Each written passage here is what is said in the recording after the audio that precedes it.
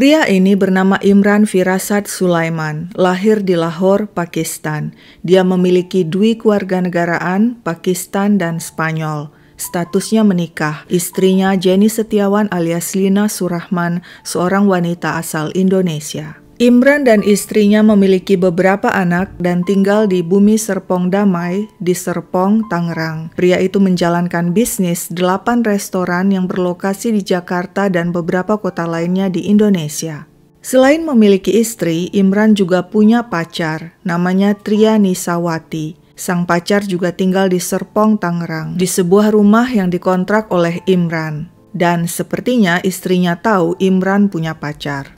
Untuk mendukung kesuksesan usaha restorannya, pada September 2008, Imran dan sang istri Jenny menyewa jasa Victor Rizky Wibowo, pria alumni Universitas Bina Nusantara, untuk membuat website bagi restorannya Aladin di Serpong. Kemudian diketahui Imran ingkar janji dan tidak melunasi pembayaran. Waktu pun bergulir, sekitar 2 tahun kemudian pada 2010, Imran Firasat kembali berniat memakai jasa Victor membuat website. Meski kali ini semua itu cuma akal-akalan, sebab ada rencana lebih besar dan keji di balik embel-embel membuat website. Imran ingin uang cepat dalam jumlah banyak. Dia mengetahui alamat Victor dan sudah mengintai kediaman pria itu. Victor dan istrinya tinggal bersama orang tua Victor di Perum Kutabumi, Tangerang. Rumah bertingkat 2 itu mirip ruko. Di bawahnya ada toko pakaian wanita. Imran menyimpulkan Victor dan keluarganya kaya raya. Dan ini adalah yang terpenting. Agar rencananya berjalan mulus, Imran menyuruh pacarnya Tria menelpon Victor yang tidak mengenal Tria. Tria mengaku sebagai Ibu Dewi, si pemilik restoran. Atas petunjuk Imran, Tria bicara ini dan itu kepada Victor untuk memastikan pria itu mau bertemu guna membicarakan pembuatan website. Pada akhirnya, Victor setuju dan pada 10 Juni 2010 dengan mobil, pria itu datang seorang diri bertemu Tria alias Ibu Dewi di kawasan Pamulang. Selanjutnya, Tria alias Ibu Dewi mengajak Victor ke sebuah ruko di Gunung Sindur, Bogor. Ruko itu disewa Imran sejak sebulan lalu dan sudah diisi dengan berbagai perabotan. Di sana juga sudah disiapkan 2 koper besar. Di ruko itulah di lantai 2 mereka berbincang. Sambil duduk di sofa, Victor menjelaskan dengan laptopnya secara panjang lebar tentang jenis-jenis website dan harga desainnya kepada Tria alias Ibu Dewi. Victor tidak tahu, maut telah mengintai di belakang. Imran Firasat berjalan ke arah Victor yang duduk membelakanginya. Secepat kilat pria itu memukul leher Victor dengan tangannya. Victor yang terkejut segera berdiri. "Apa-apaan ini?" teriaknya. Imran kembali menyerang pria itu dengan sajam dan potongan besi hingga pria itu tewas. Tak cukup sampai di situ, Imran membawa korban ke kamar mandi dan melakukan hal mengerikan, memotong-motong jasadnya. Lalu dia bungkus potongan-potongan itu dengan kantong plastik dan memasukkannya ke dalam 2 koper besar yang sebelumnya sudah tersedia di ruko itu. Setelah membersihkan ruangan bersama Tria, keduanya membawa mobil Victor dan meninggalkannya begitu saja di sebuah kawasan di Bogor. Mereka kembali ke ruko dan setelah itu dengan sepeda motor datang ke rumah Jenny yang berlokasi di BSD. Malam itu, Imran, Jenny, dan Tria tidur dalam satu kamar. Keesokan hari, Imran menyuruh sang istri Jenny membersihkan dan mengosongkan freezer tempat penyimpanan daging. Mereka memang punya banyak freezer penyimpanan daging untuk usaha restoran. Freezer yang tadinya berada di dekat tangga rumah kemudian dipindahkan Imran ke gudang. Lalu dengan menggunakan mobil box sewaan, Imran mengangkut 2 koper berisi potongan-potongan horor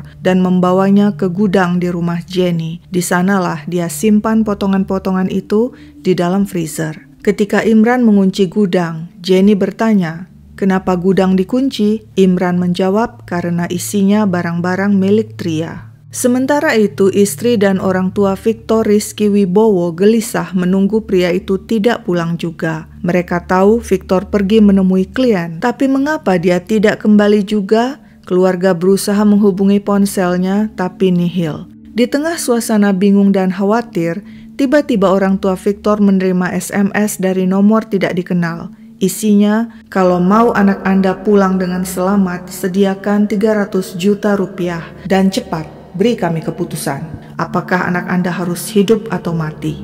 Betapa terkejut keluarga mendengar Victor diculik. Hal ini benar-benar aneh dan tidak masuk akal. Siapa yang tega menculik Victor yang selama ini diketahui tidak punya musuh? Yang tidak kalah creepy, seseorang alias si penculik telah menaruh sepatu Victor di depan rumah keluarga Victor. Pihak keluarga tidak mengerti mengapa si penculik melakukan aksi itu. Keluarga yang panik segera mentransfer tebusan sebesar 50 juta rupiah ke rekening si penculik. Namun mereka tidak mau melunasi tebusan sebelum mendengar suara Victor. Tapi si penculik menolak melakukannya, sehingga keluarga memutuskan tidak mengirim sisa tebusan dan segera melaporkan hal itu kepada polisi. Sementara itu, Imran yang hanya berhasil mendapatkan tebusan 50 juta rupiah memutuskan pada 24 Juni 2010 menyingkirkan jasad korbannya. Bersama Tria, dia membawa potongan-potongan di freezer itu dengan mobil dan membuangnya di kawasan Karawang, Jawa Barat. Esok harinya, jasad itu ditemukan warga yang segera melapor ke polisi. Keluarga Victor yang telah melaporkan perihal hilangnya Victor diminta polisi datang untuk mengidentifikasi jasad tidak dikenal. Keluarga kemudian memastikan benar jasad itu Victor, ada sebuah tato di punggungnya. Kasus ini keji juga ganjil. Polisi memulai investigasi dan meyakini aksi dilakukan lebih dari satu orang. Entah apa yang dilakukan polisi, yang pasti pada akhirnya mereka bisa menahan dua pelaku, yaitu Jenny dan Tria yang ditangkap di sebuah kos-kosan di Jogja. Saat diinterogasi, Jenny, istri Imran, mengatakan dia tidak tahu menahu aksi suaminya. Dia hanya membantu yang bersangkutan mendapatkan paspor palsu untuk pergi ke luar negeri. Sedangkan sang pacar Tria jelas terlibat menolong aksi keji Imran. Di pengadilan, keduanya dijatuhi hukuman berbeda. Jenny yang dianggap tidak terlibat langsung dan hanya bersalah sehubungan dengan penggelapan dokumen dan identitas divonis 8 bulan penjara, sedangkan Tria yang membantu aksi Imran divonis 9 tahun penjara. Lalu di manakah otak kejahatan si Imran Firasat? Terlambat, pria itu gagal ditangkap. Dia telah kabur ke luar negeri dengan memakai paspor palsu yang didapatkan dengan bantuan sang istri Jenny. Polisi segera menerbitkan Red Notice, yaitu daftar pencarian orang terhadap Imran Firasat Sulaiman. Pria itu jadi buronan Interpol. Peringatan disebarkan ke banyak negara. Diperoleh informasi, Imran sudah berada di Spanyol. Di sana pria itu tinggal berpindah-pindah. Selain kabur ke Cordoba, dia juga bersembunyi di Madrid dan Barcelona. Polisi sempat kehilangan jejak, namun akhirnya lokasi Imran berhasil dideteksi ketika dia chatting dengan pacarnya Tria. Si buronan berhasil diringkus polisi Spanyol di stasiun subway Madrid. Namun pada April 2011 diperoleh informasi, pemerintah Spanyol menolak mengekstradisi Imran ke Indonesia. Sebabnya, Imran dianggap bisa terancam hukuman mati jika diadili di Indonesia, sedangkan Spanyol tidak mengakui hukuman mati. Tampaknya nasib baik berpihak pada Imran Firasat. Pria itu bebas berkeliaran di Spanyol. Tapi sebenarnya siapakah Imran Firasat Sulaiman? Ternyata latar belakangnya cukup gelap. Awalnya Imran Firasat tinggal di Pakistan. Dia juga berkewarganegaraan Pakistan. Menurut pengakuannya, di Pakistan dirinya dipersekusi dan diancam hukuman mati sebab berpindah agama dari Islam ke Kristen, mengkritik agama Islam dan memiliki seorang istri beragama Buddha. Menurut Imran, polisi Pakistan telah memotong jempol tangan kirinya dan memperkosa istrinya. Karena ancaman inilah, pada 2006, Imran dan istri kabur ke Eropa. Pertama, mereka ke Jerman dan minta suaka di sana, namun ditolak oleh pemerintah Jerman sehingga mereka pindah ke Spanyol dan mengajukan suaka di sana. Permintaan suaka itu dikabulkan pemerintah Spanyol. Imran dan Jenny tinggal di sana. Pasangan itu menetap di Cantabria dan membuka beberapa restoran. Nama mereka cukup dikenal oleh media di sana sebagai pahlawan cinta. Meskipun pasangan itu dipersekusi dan terancam dibunuh di Pakistan, mereka tetap mempertahankan cinta beda agama mereka. Namun lagi-lagi Imran terbelit masalah. Dirinya dituduh menipu partner bisnis restorannya. Pria itu juga terlilit hutang dalam jumlah banyak.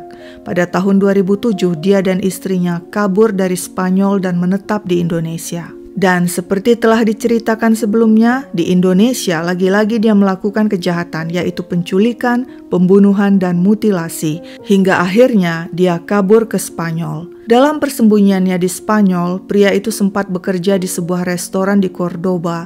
Namun baru seminggu bekerja, dia menyerang pemilik restoran dengan sajam dan mencuri uang hampir 100 juta rupiah. Benar-benar kacau. Dia kemudian kabur ke Madrid hingga kemudian ditahan polisi Spanyol karena buron. Dan seperti telah dikisahkan sebelumnya juga, dia bebas karena pemerintah Spanyol menolak mengekstradisi dirinya ke Indonesia. Tapi lagi-lagi pada tahun 2012, Imran membuat masalah di Spanyol. Dia merilis sebuah film kontroversial di YouTube yang mendiskreditkan Islam. Film itu dibuatnya bekerja sama dengan Pastor Terry Jones, seorang aktivis sayap kanan anti-Islam. Pemerintah Spanyol yang tidak menoleransi ujaran kebencian terhadap agama apapun memberi hukuman keras dengan mencabut status Suaka Imran.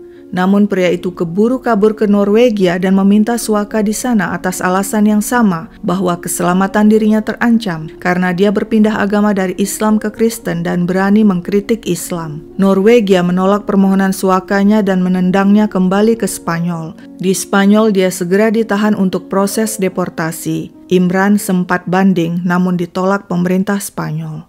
Tapi pria itu tidak tinggal diam. Lewat pengacaranya dia menolak dideportasi kembali ke negaranya Pakistan atau ke Indonesia. Kembali dia memakai alasan yang sama. Menurutnya di Pakistan dan di Indonesia yang mayoritas berpenduduk Muslim, keselamatan dirinya terancam.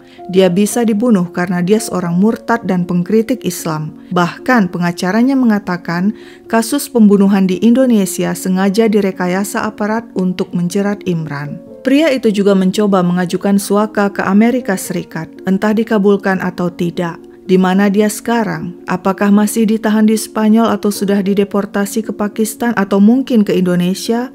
Tidak ada lagi artikel yang membahasnya. Track record pria ini cukup mengerikan dan tampaknya selalu membawa masalah kemanapun dia pergi.